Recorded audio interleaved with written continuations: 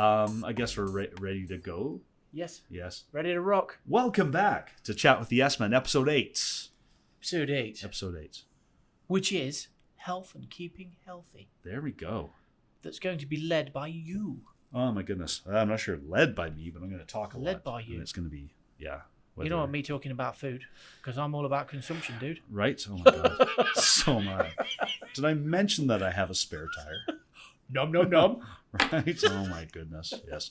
That's correct. Episode 8 is going to be about health and keeping healthy. You may have heard me rant about some dietary things that I saw at the hospital with my dad, and we were going to address some of those things today, and also my personal battles, my personal demons, when it comes to trying to be healthy, trying to shed the I've got some of those as well. Yeah. I've got some of those. Yes. So it's again an interesting topic, a very personal topic, and a personal topic for everybody. Yes, exactly. So yeah, no one's ever happy where they are. Are you relaxed now? You should have seen the first few seconds. Can never make minutes actually. Yeah, folks that watches. This guy, he's coming back now. I can see it. He's coming back to me because I'm looking into his eyes. Stress levels are dropping, but they're still up there. It's like it's always the equipment. Simon, what I need to do is I need to sit down with the software and figure out how the hell to use it before I use a podcast, before I record the podcast. I know, crazy idea, right? Instead of just like hitting record, is it working? I don't know, and then hear me cussing and swearing from across the office. She would give everybody a for instance. So this is what happens. So Jason, you go with Simon. Can you talk and make some noise? Yeah. So I'm going. Simon, make noise. Still can't hear you. Can you hear me? I can hear you perfectly. Of course you can. And it doesn't matter what buttons I press, I still can't hear you. So, so actually, I don't hear you through the headphones at all. But because it's our look, I have to listen to you through this. It's kind of muffled, and my toque. So I was going to say. So speak up, please. I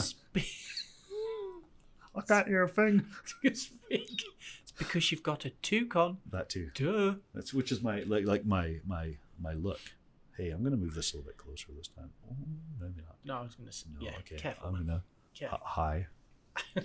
Hi there. So takers. So sponsors. We need to do sponsors. We need to say hello, everybody. That's Welcome correct. to episode Yes, let's just do that first. So, of course, everyone, thanks for coming back to our 8th episode. We're getting a lot better at this. I'm saying excellent and fantastic a lot less. We did do a count on the last one. Yep. I think I had 8 fantastics and 3 excellents, which I think that's not bad. No, it's not bad. I think the first one, the first podcast had fantastics and excellences every 30 seconds all the way through. So it kind of shows it's like a stage fright thing, right? You get used to it. It's nervous. Excellent. Exactly, right? So let's thank our sponsor, shall we? And if you're watching this, you probably see a line of sponsors below, right down there. Let's. Yes. So we have Tenacra. Tenacra is a Calgary headquartered tech company specializing in custom software development and M365 customization, as well as Bellcat. Bellcat is a strategy-driven marketing agency marrying traditional marketing channels with technology. And we have a weasel that is rather pink. We have weasels that are pink. It comes into coffee. That's right. It's very nice. Palatable coffee. Thank you, Curtis. Fantastic. We've got Style. He's going to be frowning at this episode because I'm sporting I've got my Joker t-shirt on that is this is the foundation of my sleeve. Fantastic. I said fantastic. Said fantastic. That's fine. So yes, thank you Spandex Panda, always with us in one way or another. That's right. And then Platform Calgary, obviously, for allowing us to use these rooms and stuff like that. That's right. Which is also thanks to TEEMA Solutions and our TEEMA Solutions and our partnership with Platform. That's right. A lot of great things going on here. A lot of great things that we're doing with our clients, with our consultants that we're working with. So thanks for sticking with us. Yes. Appreciate you all. Thank you. And you can also listen to us on YouTube, Spotify, Apple Podcasts, iHeartRadio. iHeartRadio. That's right. And Podbean. And you can also follow us because we need you to follow us. Follow us on YouTube as well, because there's there's a like, there's a follow, there's a subscribe, and there's comments. All that fun stuff you do helps boost us up so we can get more people listening. And then maybe one day we'll make enough money to buy ourselves a coffee. Wouldn't that be fantastic? I don't know. You've seen how much coffee is now? Yeah, fair enough. It's not. Okay, maybe a soft drink. Because I think that stuff's subsidized. It's cheaper, right? Would you like a 12 ounce or a 16 ounce? I'd like a 3 ounce because that's all I can afford. Much. That's right. That's right. So, but you can follow us on Facebook, Instagram, Threads, and of course, if you go to chatwithyesmen.com, you'll see all the links there. Linktree. So, It's perfect. Linktree there. So, usually get it out there, don't we? And I'm going to do one more thing because I didn't do this the last 2 podcasts, but it's coming back, and that's the fishing for new sponsors. Did you know it takes a lot of processing power in order to render these videos to put them onto YouTube for your enjoyment? Although my computers are not bad, they're at the top of the line, and we would like to have something better. So again, I'm fishing for possible new sponsors who might help us out with some of the equipment. Like to get some like a good beefy. This is sign language for a big beefy computer. We'd like to get that so that we can. The render times will be taken from 8 hours down to maybe, I don't know, 3 per episode. So that'd be huge. That'd be pretty nice. Because we still process all of this ourselves. Yeah, exactly. It's all done by us. So a better machine would be great. And if you did that, you'd have your name on the sponsor list down there. We would probably make a commercial that would no doubt be funny. I would, of course, try to make it funny, but we'd have a commercial every single episode that would talk about you because you're such an awesome sponsor. So please, hit us up. Talk to us. Yeah, we like new sponsors. We'd like the conversation. That's right, and that too. Yeah. Yep. Maybe we can get you on the podcast, and you could like totally pitch your company. I was just thinking that. That's a good one, right? We need to, come. We even in the comment section, if you want to be part of this podcast, you want to come on and talk about something that you're passionate about, then put it in the comments. Exactly. Yeah. Almost anything. Almost anything. We are a family podcast. We're a family podcast-ish. We kind of skirt across what we see in our day-to-day work, which is usually within the IT industry, managed services, recruitment industries, all of this kind of fun stuff. Mm-hmm. So we have software conversations, the kind of the complexities around that, and then we come back into social dilemmas and stuff like this. That's right. Yep. So we're always chatting and searching. I don't want the bottle in the way. You don't want the bottle in frame. No, right. Fantastic. I said fantastic again. You did say fantastic. I did. It's been a long day though. It has been. It's been a long day, ladies and gentlemen. And again, we're recording. It's dusk. Yeah, it's dark. It's dark out there, but we're also in Canada and it's winter. So of course it's dark. It's not too bad though. It's only like what are we at? Just before 6 o'clock. 6 p.m. ish, 5:48 p.m. So not too bad. That's all cool. Yeah, downtown looks like it's all lights right now, just over there. So talk us through our numbers, Jason. Oh, that's right. Because our numbers are starting to look really cool. Yeah, it's getting a little bit excited about that. Getting there, yes. We have a milestone. I think some of you listeners, thank you, are going back and listening to some of our older episodes. Or people are discovering us from the first episodes onward, but we have cracked the 100 listen barrier for our very first episode. We're at 101 people. So cool. Maybe 20 of them were me. So cool. Thank you. Yes, thank you so much. And all the other ones are creeping up as well, bit by bit. Like episode 2's up at 76. So people are visiting and listening to some of our older content as well as consuming some of the new stuff. So episode 7 just dropped today on the day we're recording this, February 1st. And it's already at 19. It's in, how many hours has that been now? 6, 7 hours? 6, 7 hours. Yeah, so it's not bad. 9 o'clock. Yeah. One day we'll be competing with Diary of a CEO, but now is not that time. We have to work there. Organic growth. It's okay. It's fine. Yes. Have you seen his guests though? I'm going to have to control my inner 14-year-old if we get some of his guests. Goodness, right? I'm going to be out of control. Oh, fantastic. I was just listening to an episode on the way here and today and minutes before this podcast as well. Guy talking about relationships. The 70% ratio thing. They copying us. They took our lead. Yeah. So we talked about relationships, didn't we? Yeah, definitely. Yeah, we do. But his more of a dating guy kind of thing. So there's like the 70% ratio, something about classically that I don't know why I'm talking about this. But what the heck? That's just really fast. So the 70% ratio of a woman's waist to her hips, kind of thing, as well as a man's shoulders to his waist. It's a 70% ratio, which is like across time and cultures tends to be what people consider to be pretty. And that's what this guy said. And that's all I took out of the entire episode of Diary of a CEO. That's it. Nothing else. It's the only thing I remembered.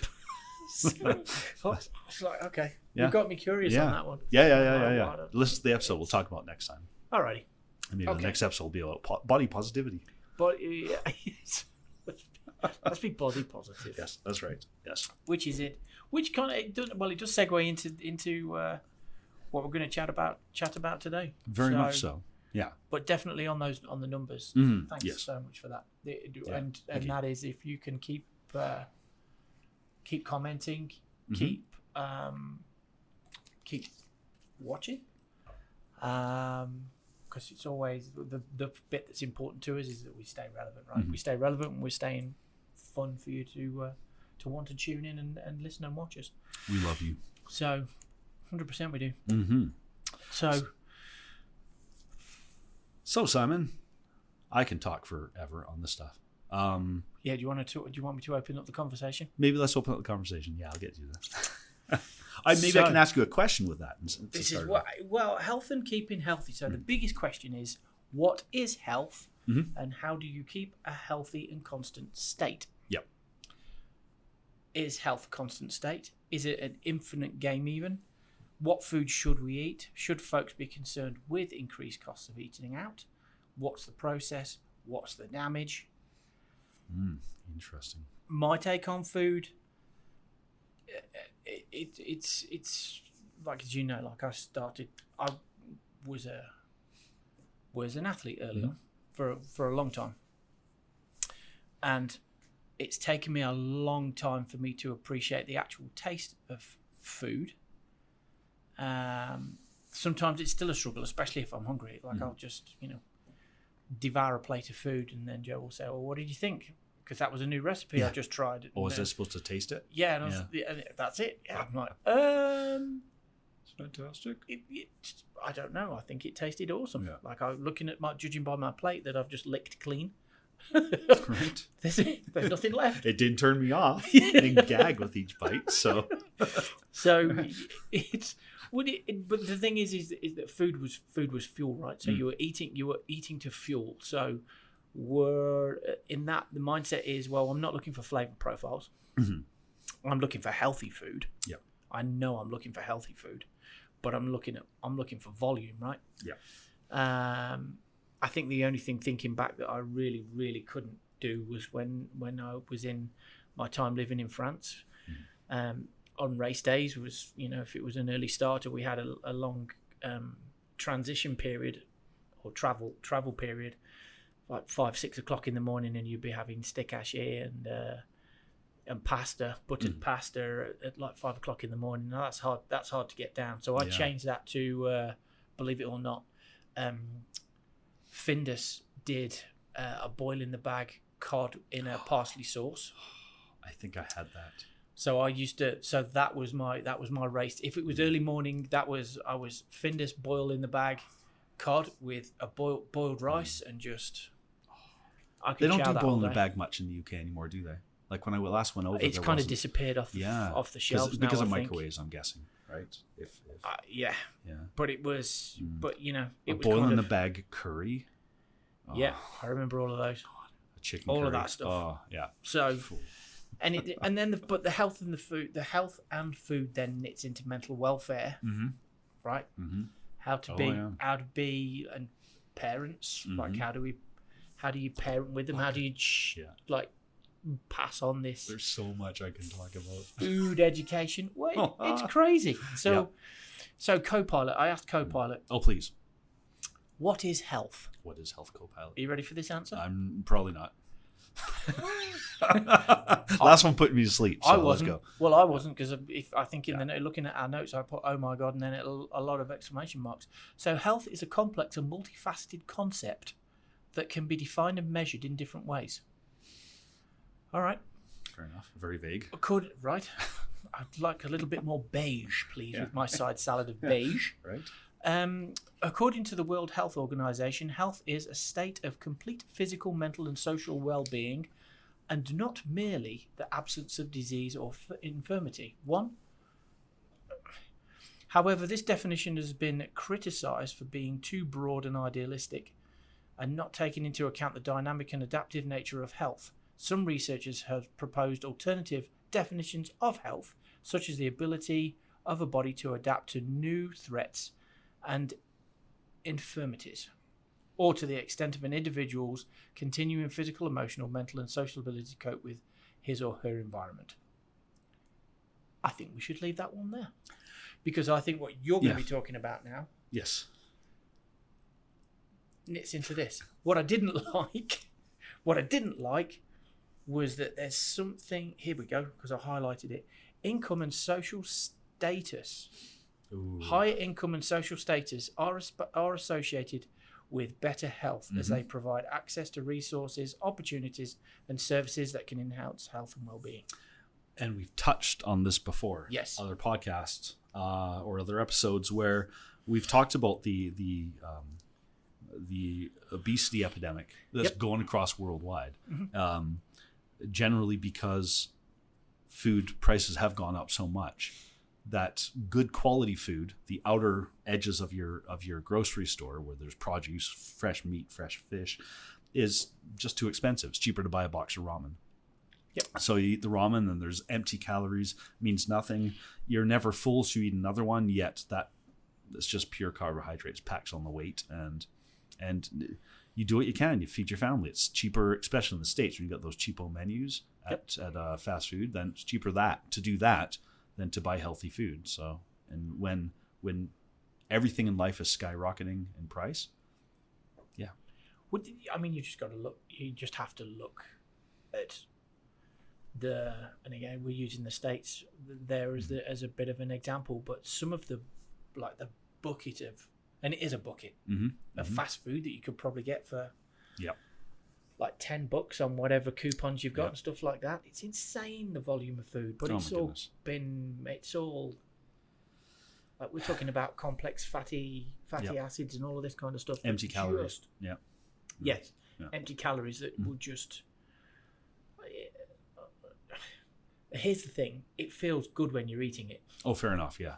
Well, it hits all those little dopamine receptors, right? Which you're gonna chat to us about that, aren't you? Oh my goodness! It's like, oh man, this feels great, but then it's done, and then it's like, actually, now I feel like a I don't know what I feel like, but I don't feel right. Yeah. Oh, exactly. I'm not feeling great, and then 30 minutes later, it's like, well, I'm that hungry now, I could chew my own arm off again. Because you're riding the sugar roller coaster, which kind of speaks the jokey thing about going for Chinese food that you're going to be hungry in another hour. Probably because all that stuff is loaded with sugars and carbs. So yeah, you eat it, you get your sugar spikes, and then you inevitably crash, which always happens. Always. So I can talk about this. Let's try this, shall I? Let's do it. Let's go into the history of Jason. Take us away. Hi, everyone. I grew up in a family where I think some relatively unhealthy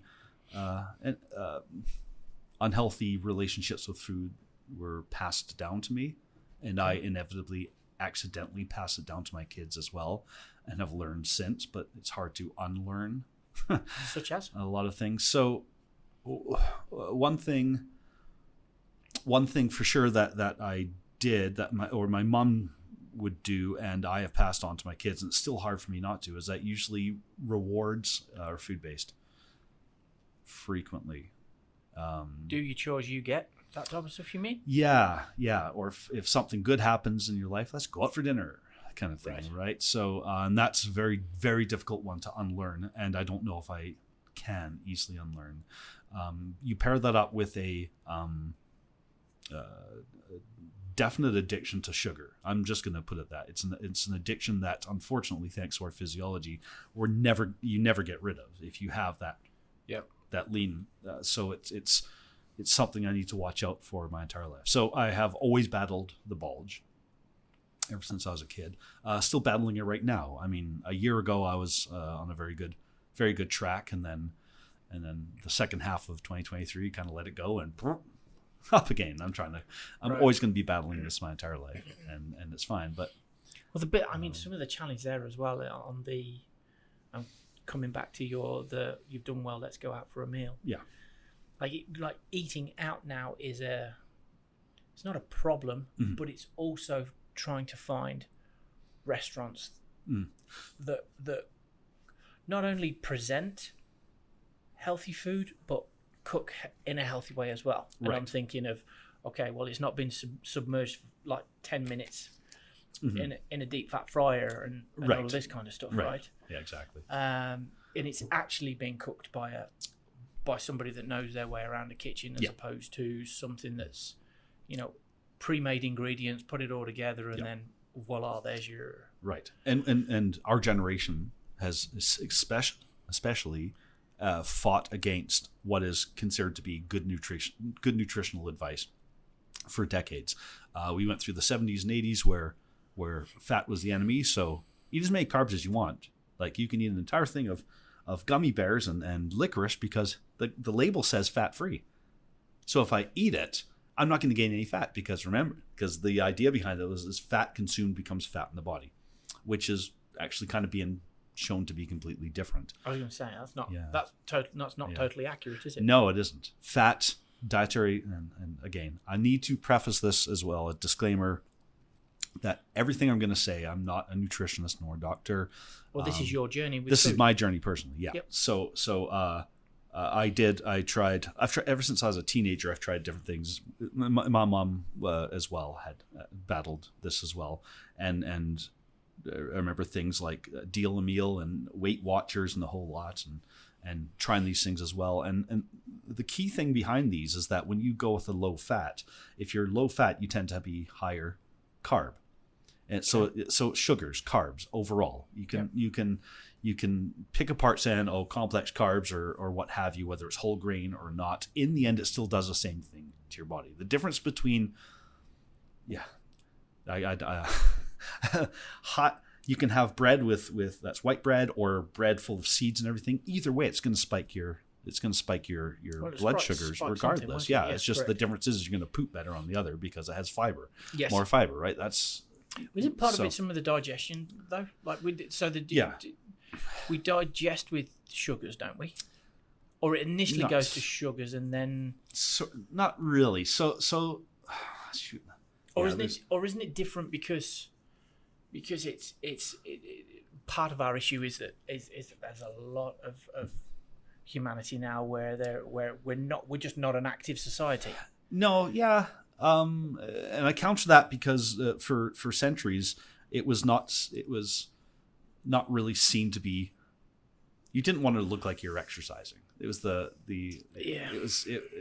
only really came around the late 20th century where it's you want to look like you're exercising. Previous to that, it was why would you want to look like you're doing any work?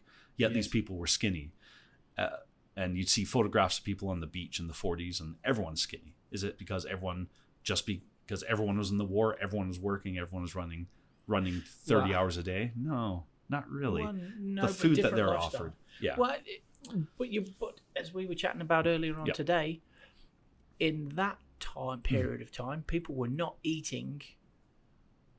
They weren't overeating. True, but I'm going to also counter that with something else as well. Well, you're not eating 3 times a day. That too, yeah. The boom in breakfast was definitely from the breakfast cereal companies. They're the ones who propagated the concept that breakfast is the most important meal of the day, and it is not. You do yourself more damage by eating breakfast. Doesn't matter what that breakfast is. You're going to be better off. Really? Yeah, you're better off if you kick that can down the road and eat within a 8-hour window between noon and 8 and don't have any snacks in between. Snacking is the worst thing ever. Okay, let's go on to this. So as an athlete then, an athlete though, and I know that I'm waking up and I'm getting ready and I'm disappearing on my bike for 3-4 hours, whatever it is. So you're telling me that I get on my bike and I start pedaling with zero breakfast, but I take my food with me and eat it whilst I'm riding? Yeah. So what's happening there is when you start, if you were to start riding immediately, you are going to be tapping into your ketones. It's any fat reserves you have is where the energy is going to come out from. Okay. So here's I'm going to try to make this can go on forever, but I'll just try and give the 30,000 foot view of what happens. So when you eat something, your body instantly releases insulin because it's expecting something to come in, and that needs to have the insulin in order to fight the spike in blood sugar. Yep. It doesn't matter whether or not you're eating no carb or a breakfast cereal called like Fruit Loops or something. It doesn't matter. The second you put anything in your mouth, insulin levels go up. The second insulin's in the blood, your body stops burning ketones. So what happens is when you fasted, hence why they call it break fast, because you fasted throughout your entire sleep. Probably about 8 to 12, maybe 12 hours, who knows? Depends on how long. We'll just say 8 hours. So what happens is that your body at that point, by the time you wake up in the morning, it's burned through all of its sugar stores that were kind of in the blood and ready to go. Insulin levels are dropping, and it's starting to dip into ketones. It's slightly starting to dip into your fat stores. So the second you put anything in your mouth, regardless of what it is, insulin levels pump up, ketones stop happening. You're not burning off ketones anymore. It's looking for, because your body wants to, and that's not good, but your body always wants to be burning sugar before fat. Yes, so it's fast energy. Yeah, exactly. And it's always going to prioritize whatever's in the digestive tract before it gets. Yep. So, and that's primal. Yeah. That's to do with the primal. Yeah, exactly. Yeah, you keep the body wants to keep the fat stores just in case in moments of mass starvation or what have you, right? So what happens is, and I fell down this trap, and I'll tell you all my dietary issues that I had over my lifetime. But what would happen is if you're trying to lose weight, but you're going with the idea that if you constantly eat something all the time, right, to keep your metabolism going up, what happens is your body never enters that state of ketosis. And ketosis is where it is purposely taking fuel from fat stores and using it. So every time you put anything in your mouth at all, especially if you're doing stuff with any carbohydrates or sugar, that could be any sugar drinks at all, and also sugar-free drinks. I've found that drinking diet pops can also stall my ketosis as well. I've seen this happen in real life with me as well. So because your body thinks it's sugar, so it stops and starts releasing insulin, thinking that you just had a sugary pop, even if you haven't. Anyway, okay. So trying to wrap my head around where I was going with this. So not eating. So that's why I said, and this is the biggest fad right now, is what they call intermittent fasting.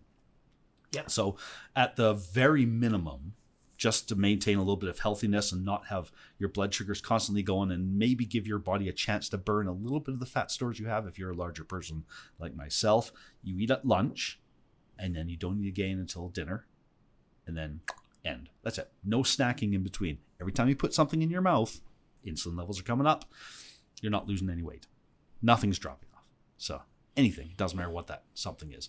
No drinks, no drinks that are, try to keep it like basic as heck. Like what would you drink if you're a caveman? It would be water. You wouldn't have a Diet Pop or Gatorade Zero or anything like that. Like just, yeah. Well, that's, you can ask, and like either of my kids, they're Gatorade, energy drinks, stuff like that. Yeah. Like you're not having it. No. You're just not having it. No. And the fun thing about all this is that if you do get into, okay, I'm a keto nerd. I've been dabbling in this for 5 years or 5-ish years. Here's the fun part about it all. When you're able to regulate the amount of sugar that comes into your body by delaying breakfast, eating once or twice a day. If you're able to do this, then what happens is that your body gets used to not eating as much, and you get used to it. It's not easy at first. It's going to drive you insane. When you start trying to do some of the fasting things, it drives you insane at first because you're kind of riding the sugar roller coaster. Yep. But once you've broken the sugar roller coaster, you can go.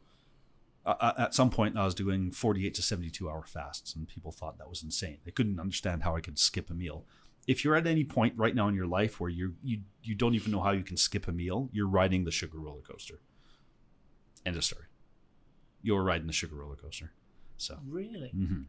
So is that a mindset thing then? It's your body craves it less. Once you don't have the sugar going anymore, it's like your body how do you goes. break it then? Is Yeah, my question. Yeah. That's yeah. I can tell you my steps on how I did this. Okay. So, and I'm actually battling this right now because I definitely fell off the wagon within the past couple of weeks for sure. Because McDonald's introduced the McRib again to the world. I know. Sorry, excuse me. It's going to be beeped out. You posted about that. Yeah, I wasn't very nice earlier on either, folks. Yeah. So we went downstairs for a drink, and Jace had a black coffee, and I had a fully loaded with a hot chocolate with a cookie suspended on whipped cream with chocolate sauce with whipped cream on top. Yeah. And I'm curled up in the fetal position in the corner going, I don't need it. Yeah.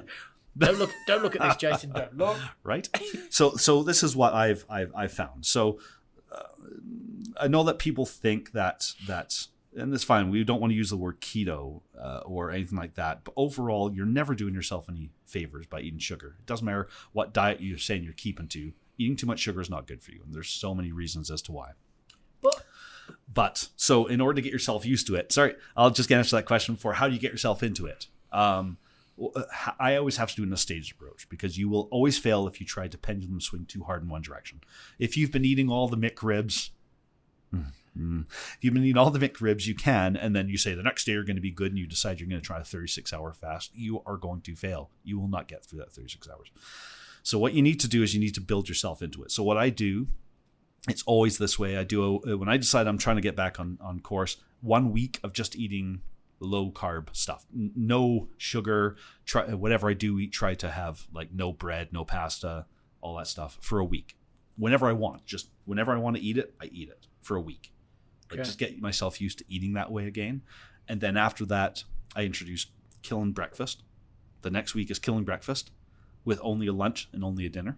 And then I go into week 3 is what I call OMAD, and you keto people know that, 1 meal a day. So only have dinner, no later than 7 p.m. That dinner must be finished, and that goes for a week. Then I can start introducing the intermittent fasting again, or into the longer fast, the 36 hour. And the 36 hour is actually called the fat burner. It's insane fast that does wonders. I started shedding weight earlier this year by doing exactly what I'm telling you right now, and I was doing 2 36-hour fasts a week, and the weight was dropping off. I was having to buy new clothes. Every time I stood in the scale, it was like, wow, it's insane. And it's not, and unlike other diets, you don't go insane with this. You just don't, because you've gotten yourself used to it. Your body's like, oh, okay, I'm not eating for 36 hours, and you barely think about it. There's a slight level of hunger. Because you've phased yourself into it rather than just going bang. Yeah, exactly. Because if you try and go bang, you're riding the sugar roller coaster. I'm still kind of riding the sugar roller coaster. I haven't had anything to eat today. I'm now at the 1 meal a day stage. Okay. So that's good. So just to break this down as fast as I can.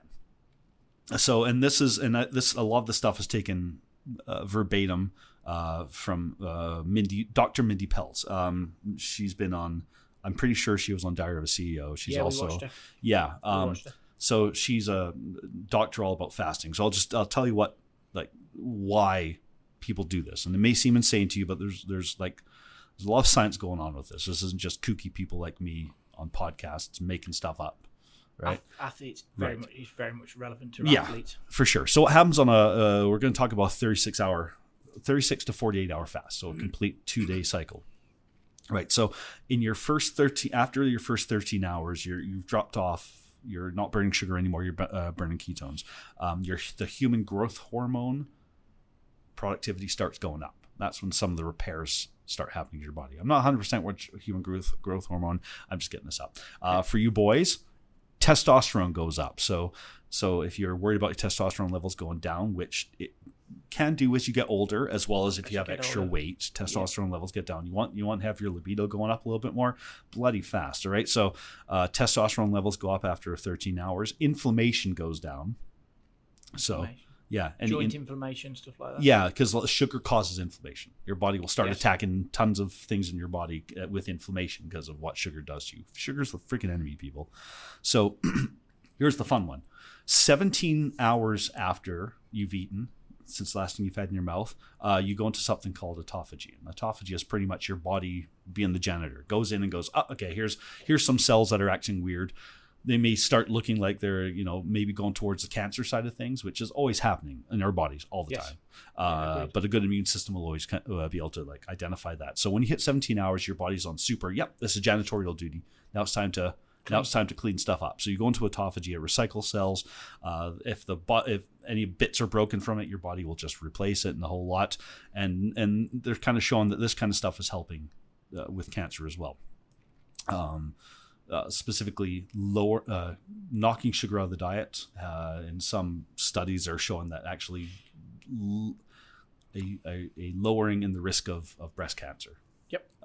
With some people. When you're done, I've got a direct for example sure of that. So after 24 hours, your guts reset. Stem cells start rebuilding the stomach lining of your stomach, the whole lot, all that fun stuff. Okay.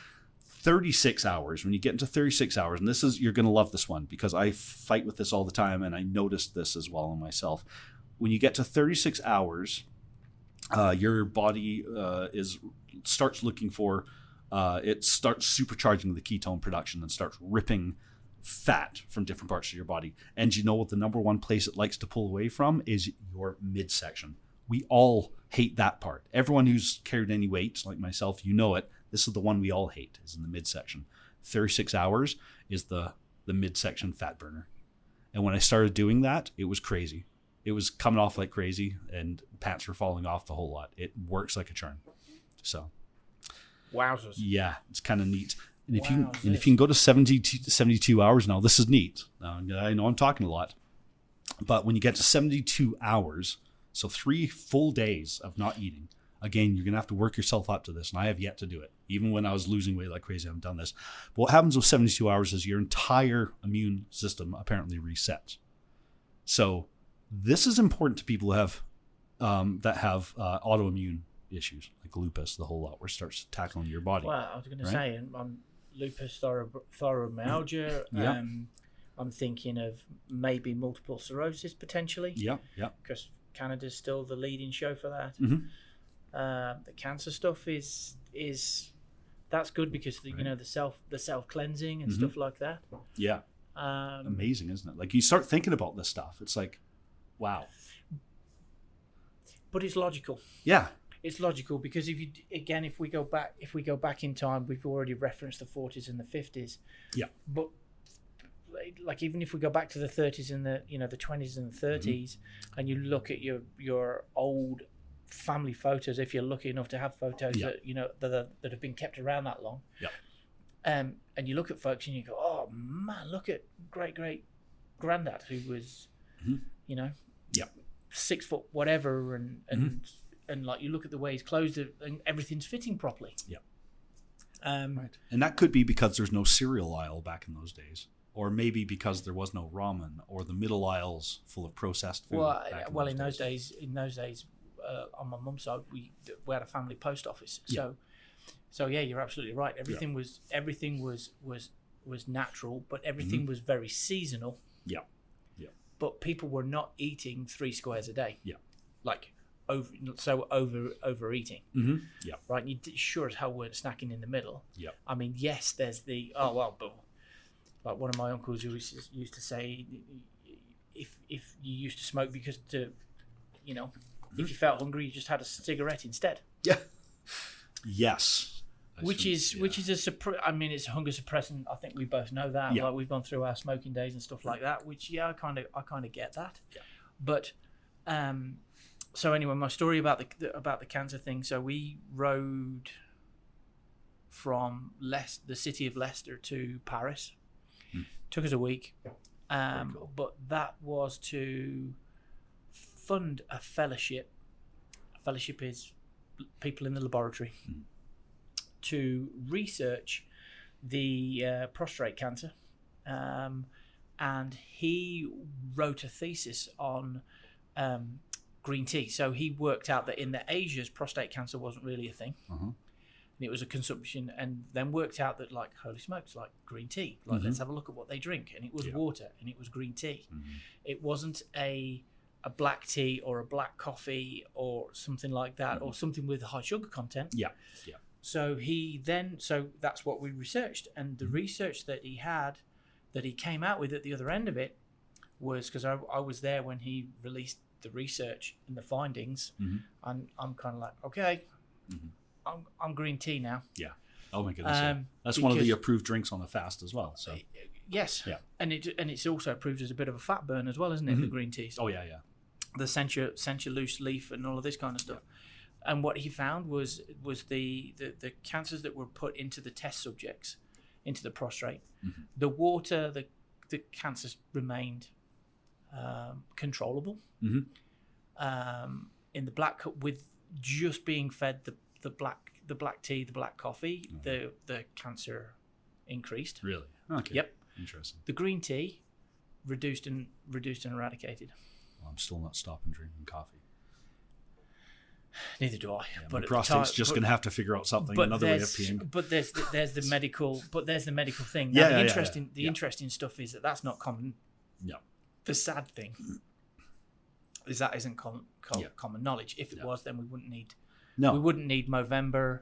We wouldn't need all of this kind of stuff. No. I actually think where prostate cancer is concerned, it's more about us guys feeling comfortable talking about that type of stuff with our doctors. Yes. Which still in this day and age we don't. Yeah. And my dad had prostate cancer, fully recovered, all of this kind of thing. But again, you got to be comfortable with drop them. Let's have a look. Right. Yeah. And it's not nice. Yeah. Hold my hand. Yes. No. Do I need to relax for this bit? Yeah. It's already done. Really. You're very good with your fingers, doctor. Yeah. So, wow. Sir, you are an artist. Right. So, oh my God. But I'm coming back to track. Talk to me about the sugars. All right. Because if I want to eat in that, we're going to have people watching this that yes. love apples, love fruit. Right. Okay. They're sugars. Yes, for sure. So that's there's so much to unpack. We can do multiple episodes. It's actually made me think of whether I want to do an episode, like a separate podcast all about this kind of stuff. So I could ask people and talk about things as well. So let's back up, because you've just taken us through the fast. Yes. Okay, here we go. Tell us what breaks a fast. Sure. Joe's just gone through this and was quite irritated when she got to the end of her 36 hours. Fair enough. So I'm going to answer two of your questions. So that one, for sure, whatever you do not finish your fast with carbs or sugar or too much. And that's during the fast. So during the fast, water, green tea, water with a bit of lemon or lime in it, and a black coffee. Yeah, that's it. That is all you're allowed to have. Diet drinks, yes, they have no sugar in them, but they. And I'm not going down the path of whether aspartame is poisonous or not. That's not where I'm going with this. But your body is still tricked to think that it's receiving something sugary, even if it's not, and causes that. So what I do, look for foods that satiate your hunger after a fast. There are certain foods that you can eat that will, and you don't have to eat a lot of them, but it will just calm you down if you're feeling hungry.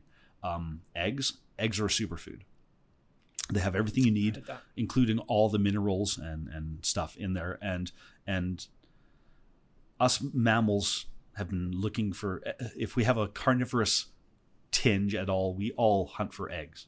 All of us. Where if you're a squirrel, you look for birds' nests with eggs. True. If you're, true. Yeah, it's just natural for us mammals. Eat an egg. An egg will calm that hunger. Look for something with some fat, maybe an avocado, maybe a small handful of some nuts, maybe some almonds. Yep. It satiates that hunger. So and then have that first. Wait an hour before you have maybe a small meal. But because I have come off fasts and I'm like, okay, I'm going to empty that cupboard right now. And I was just about that was what was going through my mind because it's and again, Joe's doing this right now. Is that you have to design your kitchen and your pantry. Mm-hmm. What's in your fridge? What's in your freezer? Yes. Oh my goodness, yeah. Because it's self-discipline. Oh my God, like it's kudos to you and Joe for doing this because. Yeah, to be able to do this with two teenagers who do not care about eating healthy at all, and looking at those bags of chips. I love salt and vinegar. People. Salt and vinegar, Chris. My goodness, yes. Let's boogie. Yeah, but to be able to look at those, stare them in the face, and go, nope, I'm going to not eat that. That's willpower, man. I got it. When I want to dial that in, no one competes with me. I'm not kidding you. Everybody has, but it's a couple of so when you're coming off fast, then it's an egg. Mm-hmm. Can I grab an apple? No, there's another question. Yes, as well. Let's talk about fruit as well. So sugar is sugar. If it has ose at the end, it's a sugar. So fructose. Appleose. Yeah, right? Lactose.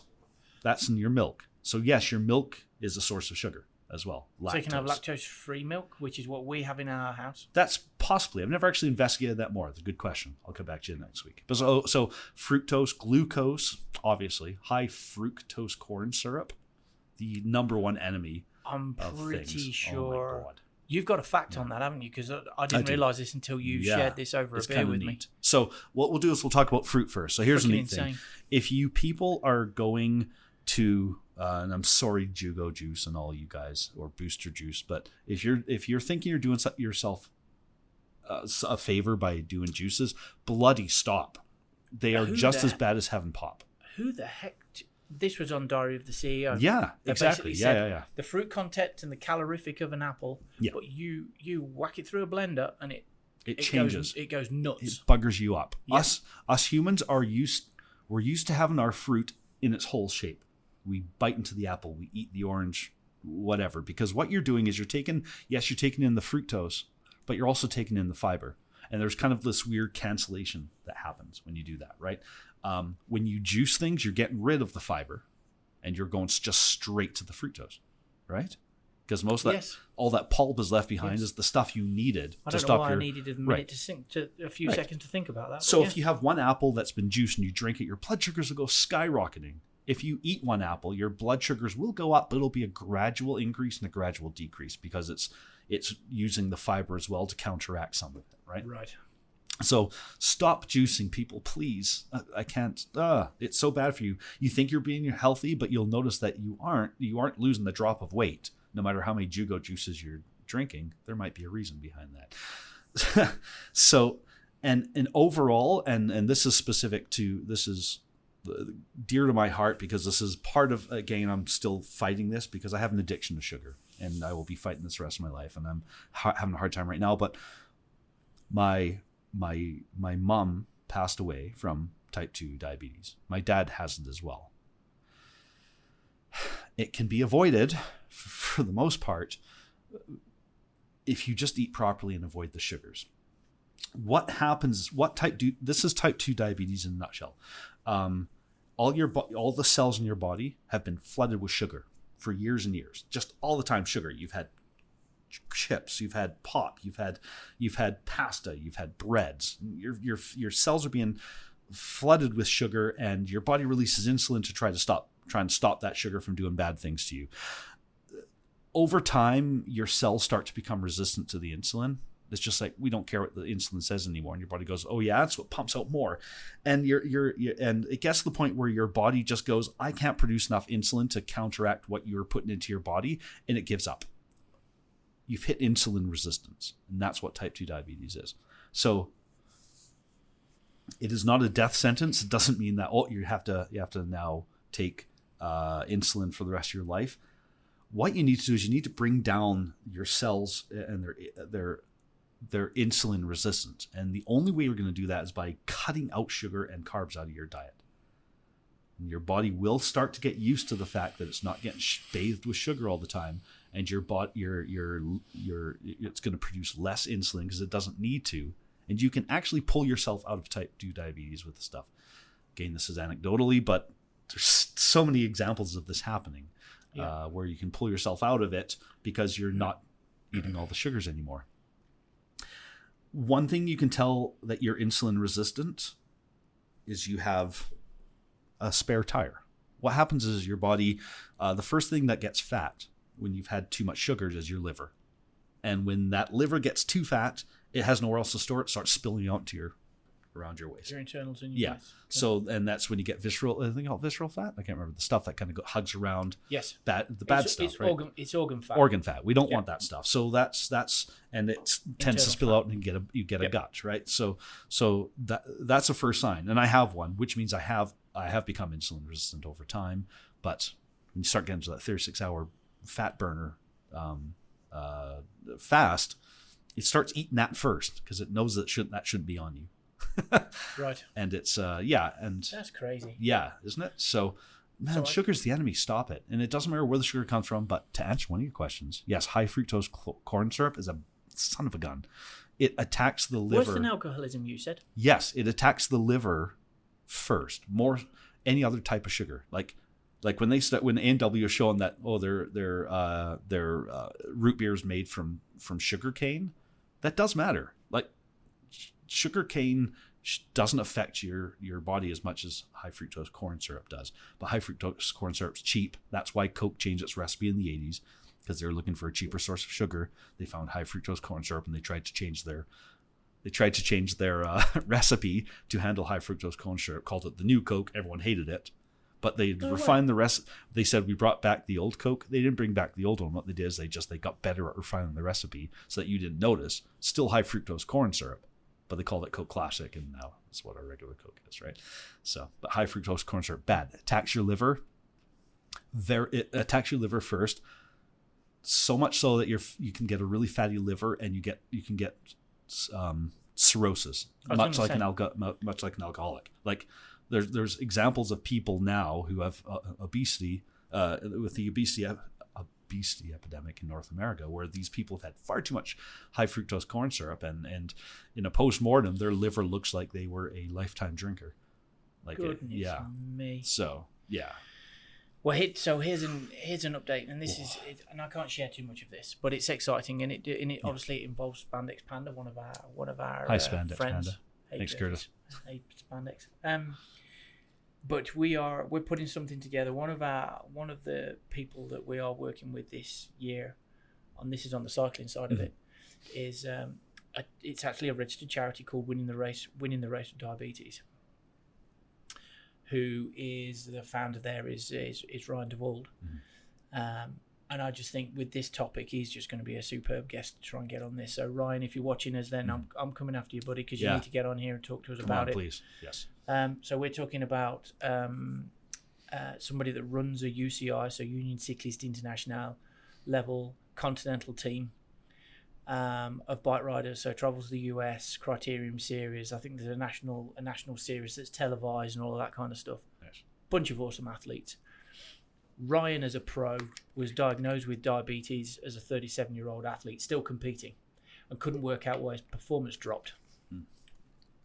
So his journey from then to now is he's still a fit guy and still trying to compete as best he can, but it's all about getting the balance of food correct. Obviously his wife is a restaurateur, so the food side of it, there's a lot, he puts a lot into the food. He has the monitor on the back of and he posts about this stuff, right? He posts about it, and you can see why he's riding, all of a sudden there's a spike and then it's like a whack, right? Whilst he's trying to deal with all of that, he's lobbied Senate to get some fair diabetes treatments for folks in the US because of the imbalance, and I'm talking about a cost imbalance, ladies and gentlemen. So that's like a vial of insulin in our beloved Canada. It's something like $35. In the US, it's like $350, which is insane, and it's the same thing, same barcode, same product, same everything. Right. So, anyways, Ryan, food, sport. I love it. We need to have a chat, but for sure, that's all I can say on that bit. But there's more to come with there, because the collaboration that we're going to have throughout this year in terms of the cycling side of things and Spandex is going to be really cool, like really really cool. That's and if if I was to open up my phone now, in fact, I said to Joe the other day, I'm going to have to start learning Italian because there's a bunch of conversation going on that's all in Italian, and I'm like, I don't know what's happening. What? I'm kind of keeping up because the emoticons are there, but yeah, fair enough. Yeah. But yeah, so yeah, it's interesting. So fruit still breaks it. It does. The only ones that don't, and you have to watch yourself how much you have. So is fruit the enemy or is it my friend? Because if you I love fruit. I look at fruit as being a cheat, a legal cheat, in my world. That's flipping disappointing. Yeah, you want your leafy green vegetables, dude. I know. Can I have a little bit of pineapple wrapped it in some some cabbage? Then does that work? Okay, so there's the term that's happening right now as well to answer that question. That is very important. They call it the metabolic health. So, okay. So metabolic health is how fast I break down what I've just eaten. Yeah, that and how you handle sugars.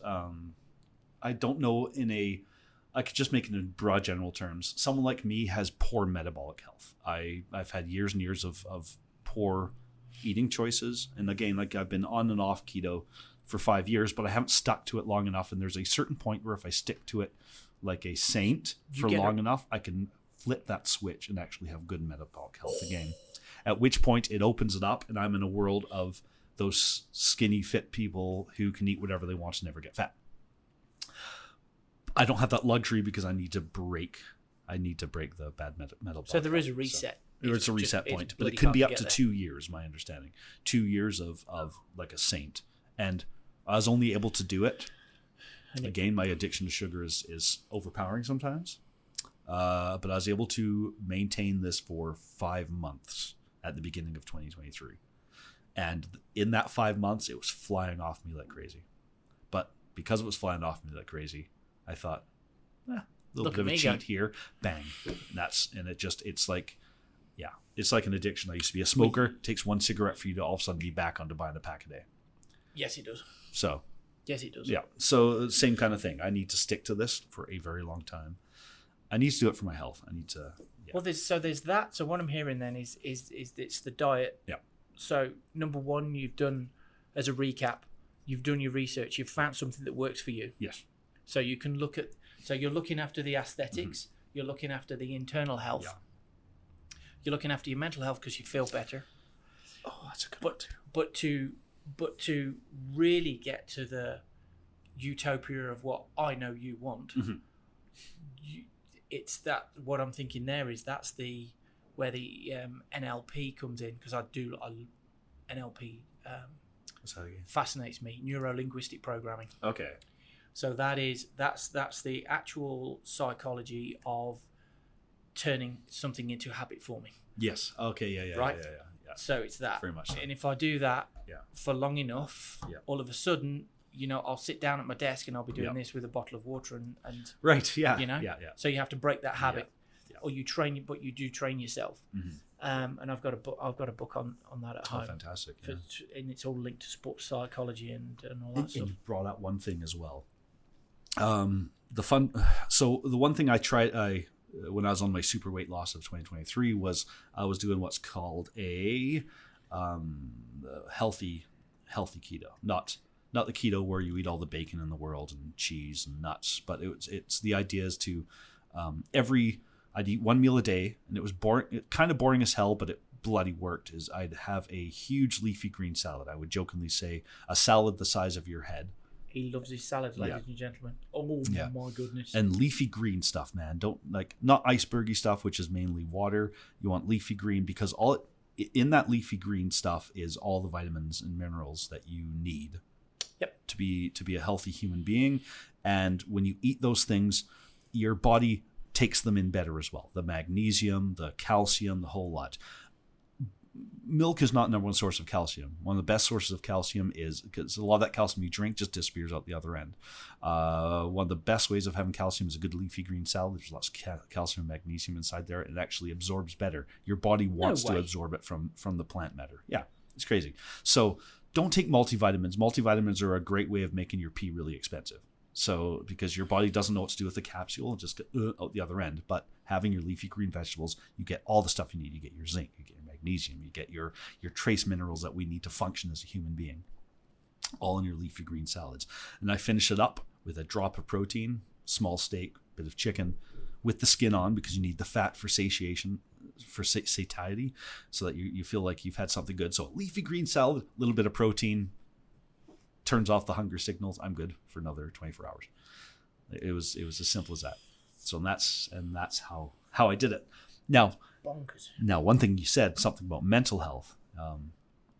Doctors are finding out a lot lately that your gut microbiome has a direct link to your brain. So when you're eating unhealthy, it can affect you negatively mentally. Yes. Higher case of depression. What it doesn't it promote a chemical imbalance? It does, yes. Like it starts, literally starts messing around with what's going on in your head. Yeah, your intestines in literal sense. and the bacteria you have in there can directly affect your mood and the whole lot. So what you need to do is if you eat healthy, the gut microbiome, when you're eating a good salad like that, start sending out the good signals to your brain. And I was in a pretty good state of mind when I was doing that too. So there we go. It's a little catch-22. You think, eating salads and being a saint is going to be unhealthy and make me sad, or it's going to be healthy, but it's going to make me sad. And no. It actually has the opposite effect. As well as fasting for that long improves mental clarity as well. You start to become a little bit more. I remember probably 4 or 5 years ago, Earl, it was a well-known restaurant that we know in and around Calgary that begins with the letter E. And they were doing you could ask for a calorific menu. Uh-huh. And I was asking for salads because, again, in our world, we're grabbing coffees a lot. We're eating out a lot. Yeah. It's so I was like, well, I want a salad. Can I have the calorific? Can you give me the calorific count on I can't remember what it was. It's a salad. Yeah. It was one of their salads, and it came back, and it was insane. Yeah. And it was more than actually having. So the other thing that I love in terms of a sandwich, the handheld, is a chicken brie and apple and fig. Yes. Fig jam. Oh yeah. It's all the taste buds, all the different. It's just like nom nom nom. Yeah. With a side of fries. Would you like that with the salad? Hell no, I want fries, please. Mm-hmm. That was coming out with a lower calorific burn than one of their salads. Fair enough, but calories also don't matter as well, to a degree. They do, but don't. That bit. No, you're right, because again, that's been which again has blown my mind, and it may blow a lot of other folks' mind as well, right? Because it's like, it's calorie. It's got to be good because I'm eating something that's low calorie. Yeah. But if it's low calorie, then what's it missing? No, exactly. And I remember one of the things was like, this cookie's only 100 calories, but so is the apple. Well, I prefer the cookie then. Cookie? Who wouldn't? What kind of psycho takes a freaking apple before a cookie, right? We can make cookie and apple kebabs. There we go, right? But the type of calories matter. People, it's not just a caloric take. So yes, we've all seen that thing where it's like, here's a salad and it has more calories than a Big Mac. You're going to get more out of the salad. There's going to be minerals in those. Wow, and it's so stuff, right? What did I either watched? You're also not eating the bread because it's. Well, Jamie Oliver. So Jamie Oliver, the cheeky chappy out of the UK. Yeah. Pretty bloody good in the kitchen, with all the knife skills. Anyway, he went. I like that boy. He went McDonald's crazy, right? Yeah. So it was either him or I read a report where a Big Mac. The sole reason that the gherkin, sorry, I know them as gherkins, but the pickles exist in a Big Mac is that the sugar content in a Big Mac is so high that if it didn't have the gherkins in it or the pickles in it, it would have to be classed as a dessert. No kidding. I love it. At the time. Yeah. I hope, in fact, I'm actually going to pray a little bit that it's changed. Yeah. But that was time, and that was killer. And I've not eaten one since because, again, the Big Mac was one of my favourite. Oh my goodness, right? Like murder a Big Mac, just right. Oh my goodness. Oh yes. So, But that was it, because I couldn't. And the reason why I found that out was because I couldn't understand. And this is I'm hoping this in a very crude sense rounds up what you've been saying. Mm-hmm. I couldn't understand why I could demolish a Big Mac and a substantial amount of fries, and then like 20 minutes later be kind of like, well, I'm starving. Yeah. Which, if I've listened to you correctly, and our audience has listened to you correctly, what's happened is I've consumed a flipping bag of sugar and done this, and then just gone. Whoop. And sugar spiked. Yeah, exactly. Here's a neat little thing for you as well. Just a little nugget of information for you to think about. When you ride the sugar roller coaster, you're always hungry.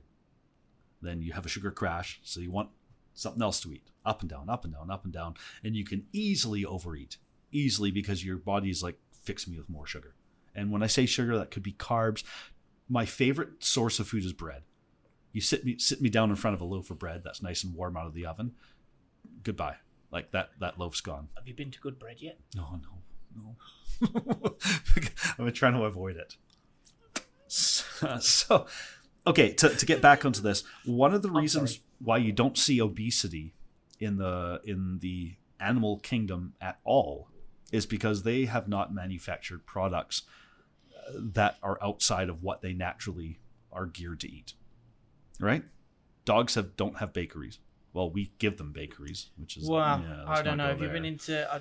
You're a cat guy, but if you go into Bone and Biscuit now, when I go to buy Lucy's food, like now there's on the counter there's actually there's like confectionery. Yeah. Do you want a cake for Lucy? Do you want a cookie for Lucy? Yeah. I'm sure all the carbs is great for animals that don't naturally have carbs, but right. Anyway, so the point of the story is that when with the sugary stuff, we keep on eating all the time, even past the point of where we should be eating. Yet we keep eating it, stretch out our stomachs, have more, get fatter, and a whole lot. Dogs don't do this. Cats don't do this. Horses don't do this, because when you eat what's natural to you, your body will tell you when you're done. I promise you. There is. And I jokingly said this on a social media post once, that there is a speed limit to how fast you can eat raw broccoli. It doesn't matter how hungry you are. There is a speed limit. And you're like, I am so hungry. I've had a 36-hour fast. I'm going to eat this whole head of broccoli. You won't. Your body at some point will just go, you're done. We just experienced this. My youngest just turned 17. We went to Bolero, the Brazilian steakhouse. Yes. And so the idea behind that is you don't put anything else in your body. You try and eat as much meat as you can, and you will hit that point where you can't eat any meat. You hit the meat sweat, it's a wall. Bang. You done. Yeah. Yeah, I know. I've experienced that. Yeah. And when you eat healthy, you hit those barriers before you overeat. You cannot overeat wings. You get to a point where you're just like, unless they're coated with sugar. Excuse my language. Another beep. Pardon my French. But the other day I had wings with my friends. I ordered 24 of them. I got to wing number 10, or 24. So what I'm saying, I got to wing number 20, and there's 4 wings left over. I felt like I should eat them. Could not. I tried one more, and as I was chewing it, my body's like, no, you don't want this. And it's a perfect example. But when you have sugar, wow, my God, I could eat all the candy in a 7-Eleven. Just lock the door behind me. I'll be in here. Yes. I'm going to start with Sour Patch Kids, and we're going to graduate to licorice. Right? That I could do that, right? But because there's no speed limit. There's nothing telling your body to stop with bad stuff. Wow. So yeah. Thank you for sharing that. It's like a drug. I had no idea. Yeah, it's like a drug. Because again, I'll go back to my story, because I talked a lot in this podcast. I'm sorry, Simon. You're supposed to. It was my moment to Don't shine, apologize. I suppose. I'm enjoying this, because it's like I was brought up different. Mm-hmm. Yeah. Not brought up different. I'm a product of the sport that I still love. Good for you. And food was a fuel. Yeah. So I hoovered everything that wasn't nailed down. For the purpose of fueling that machine, yeah. Like, and if you talk to either of my mums, they'll tell you that there was a period of probably my early 20s where they panicked. Yeah. Because they didn't know how to. And if I look back, I was a little bit embarrassed about it, but they used to panic because they they couldn't. They were doubling up on stuff. Yeah. There was what everybody else ate Yeah. on a Sunday. And then what you ate. And then there was what I ate. Yeah. Yes. And I would usually finish that before everybody and then just sit there going, you want that then? I want that. Do you want that? And I was the same, but didn't have a sport behind it. What's for pudding? Yeah. We've got apple crumble and custard. Yeah. And I'm like, excellent. Both. But then there would be everybody else's, and then there would be Simon's portion. Can you finish that? I haven't started it. Right. It's not the question I asked. Right? Training camp. Yeah. Training camp with like guys that you laugh and you train and you shout at each other and all of that kind of stuff. Food times. Yeah. You would eat with the knife. The knife was held like that, ladies and gentlemen. And I'm not making this up, ladies and gentlemen. You played food with your fork. Yeah. So you mushed it, cut it, all of that kind of stuff. And the knife was there to flipping knock on the back of your teammate's hand as he was coming in to kind of steal some food off your plate. Like, leave it alone, dude. No, you're not. Yeah. It's like the competition never ended. Yeah. Well, hey, and that's where I differ from you because I do like I am about the flavors. I can challenge a lot of people to hot stuff that will make most people cry. I can handle it. Okay. I'm a foodie. I enjoy it. I enjoy the texture, and if you want to go on a date with me, I'm a lot of fun at a restaurant.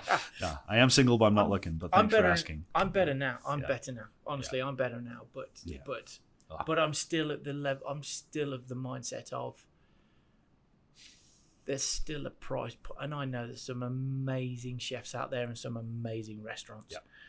But if you're charging me a lot of money for something that's going to come out that's probably this big, then I'm not your guy. I'm not your guy to kind of say taste this, Simon, and then stand back for an amazing reaction. So I'm kind of going to go. Yeah, it's all right. It tastes nice. Yeah. Tastes nice. Why do I need to spend $4,500 on something that's the size of a Rubik's cube? Right. Yeah. Especially with prices going up lately. It's on everything. Yeah. Well, that was another podcast, or will be another podcast. So here's the thing then. So do you think restaurateurs and the food industry, do you think we'll see a change, or do you think we'll just be in price or in offerings? In a change in how they cook their food, how they prepare their food, i.e. I guess the biggest question is you walk into the kitchen and if you see like a group of fat fryers, deep fat fryers, then that's probably not the restaurant for you for healthy food, right? 100%. Yeah. Walk back out again. Right, and that's another thing. We can keep going on with this, and maybe we should spill it over into like part 2 another time. What fats you have matter. So avocados are known to have a lot of natural fat inside them. Yes, but they are a healthier source of fat than canola oil. Overall, you want to avoid any. The rule that I try to keep to is avoid seed oils. And what does that mean? Does it come from a seed? So if you say it's sunflower, that's a seed. Sunflower oil, vegetable oil, which is, in my understanding, kind of like bastardized mix of canola and other crap. Peanut Doesn't oil. matter. Yeah, they're all seed based. Oh, get away from them. Like, you want to have olive oils, butter. Those are healthy things. Margarine is just fluffed up canola oil, and canola is bad. You say margarine's terrible. Yeah, margarine's absolutely horrible. Stop it. Don't do margarine. And all of these, I think they call them omega-6 fats, omega-6 fats, which are canola oils a whole lot. They cause inflammation, a lot of issues, a lot of dietary issues as well. Are we back to the inflammation of the? Can they cause the inflammation of the liver and all that? Yeah, kind of all stuff? that fun stuff. Inflammation in joints, the whole lot as well. So. Wow. Yeah, it's you have to avoid and there's also a particularly bad mixture. And again, I'm not a doctor about this, but when you specifically have sugars and high temperature seed oils boiling them. So what that means is everything put in the deep fryer, because everything put in the deep fryer generally has breaded. So that breading with the hot heat makes a chemical that is bad for you, and like for weight gain, as well as possibly carcinogen, cancer causing kind of things as well, right? But so Carcinogen stuff. Yeah, try to avoid it. So we could talk further about this, but maybe we shouldn't. Well, so here are the key points. Let's summarize and let's do our best to summarize. Yes. So work yourself into a fasting. Yes. Don't just go from I'm going to do fasting and I'm going to do it from tomorrow. Yep. Which is a very Simon thing to do. Cut down the sugar and eliminate the sugar, or else you'll never even be able to get to that point either. So I'm I'm working myself off sugar. Yeah. Yeah. I'm working myself into healthy eating. Yeah. Full stop. Yeah. And then I can start implementing the rest. Exactly. It's impossible to fast when you're on the sugar roller coaster. Anything, and okay, so that's point number one. Point number two, anything when I do get to fasting, anything drinking, anything other than water with a bit of lemon and lime in, black coffee, green tea, breaks the fast. Exactly. 100%. Those are the only things. Yes. Yeah. And then when I get to the end of my fast, ease into it. Don't go to Swiss Chalet and flipping gorge yourself on rotisserie chicken and fries. Right. Yeah, and it's in the little trick as well. There's so many things as well, is that too much protein can also have your body, when it's desperate for stuff, too much protein, and in one shot it'll start turning that into carbohydrates. This is the competing information, right? Right. Because when you get to ladies and gents, when you get to our age, and I'm going to get to my next birthday, coming up in Monday actually is my birthday. Oh. But it's all about, okay, well, the protein. Yeah. Protein. Too much protein can have a negative effect. So it's strange, isn't it? Yeah. Yeah, because I've picked, because of that. Again, Simon mentality. If I feel peckish, and I know that we've got some hams and I've got some bison sticks and stuff like this in the fridge. Then I'll still better than any sugars or any carbohydrates. But I'll go Is it? Yeah. Oh my god, yeah. Okay. Yeah, 100%. So I haven't got to give up my meat on meat sandwich. No, not at all. Meat, mustard, mustard. Love it. Yeah. None. Love it. No bread, just meat. Just all meat. over the place. Oh, I like this guy. This is why I do a podcast with him. Again, you see it. And the dog loves it because it's like, Dad's like, going full carnivore. That's my kind of stuff. Joe walks into the kitchen. She's like, what the heck are you doing? She's like, what a bloody wonderful idea. I'm having a snack. Wow. And I'm actually, again, one meal a day and haven't eaten yet today. That sounds like a great dinner idea. But it kind of works. But again, there's so much information out there. It's like, I think the key thing in what you're talking about is that it's right for it's correct for you. Yeah, is my only thing. Yeah, because I think almost every diet where you're trying to be healthy and lose weight, I think they all agree, regardless, that sugar is not good. Just cut out the sugar. Just don't try and convince yourself. But again, the biggest battle, as we said right at the top of the podcast, was. So where do I get to clean food in the first place then? Yes, fair enough. Outer edges of this, of the grocery store. Right. Where do I get to the clean? Because then your enemy there is the supermarket. Yeah. So again, I know. Well, I know this as fact. It was, and again, I hope that this company has changed their buying practices. But there were buyers, so they found out that storing apples in sand stopped the aging process on this apple. No kidding. Oh, wow. So they were buying apples 6, 7, 8 months, probably 9 months before they were going to be processed, packaged, and hit the shelf. Wow. Right? And the reason why I found this out was that, so it was in big like silos of apples and sand, kept in sand. Kept at temperature, stopped everything. The problem, though, once you put everything through and you process them and you wash the apple and you put them into the bag, you've got a very, very, very short shelf life. Yeah. And if you buy a bag of these apples, then they're usually done, like taste disgusting within like 36 hours of sitting on your kitchen countertop. Yeah. So that's the other stuff, right? So that's my point. How do you get to the good, clean food in the first place? But for sure. Sorry, I had to message somebody who blasted through. Rudely interrupted our recording. Is my dad. So Was it? It's okay. Yeah. Hey, Dad, what's he doing? Oh, he's in the hospital. He's asking if I'm coming by. I am coming by. Just got to finish the podcast. I had to message him that. Chill, Dad. Yeah. On the way. So maybe we should wrap this up because I got hospitals to go to. So Let's do that. all right, let's do the wrap up here. Thanks, buddy. So Gain, thank you. That was a fun one, and I could keep talking about this forever. And I think we this both is do, yeah. one of the longest podcasts. I think an hour Is and it? 20 minutes over. Really? Yeah. Oh, yeah. So. Oh, yeah, 7 o'clock. We've got to be out. Ooh, okay, Gotta so go. thank you everyone for listening to our podcast. We'd like to thank again our sponsors, Tinacra, Bellcat. TEEMA Solutions. Mm-hmm. Spandex Panda. Pink Weasel. That's right. Thank you all very much for your support. That's right. And you can listen to us on YouTube, Spotify, Apple Podcasts, iHeartRadio, Podbean. And don't forget when you're on YouTube, like, subscribe, notifications, and comment. Fantastic. Look at us go, right? As well, don't forget to follow us on Facebook, Instagram, Threads. And then you can find all these links to everything on chatwithyesmen.com. And please, if you want to be one of our sponsors, we'd love to have you on board to help us get some new equipment. So, Yes. Yes. Keep this going. That's right. I am Jason Wiles, and I am Simon Crouch. thanks for joining us for another episode. Thank you. Be cool to each other. Bye. Yeah.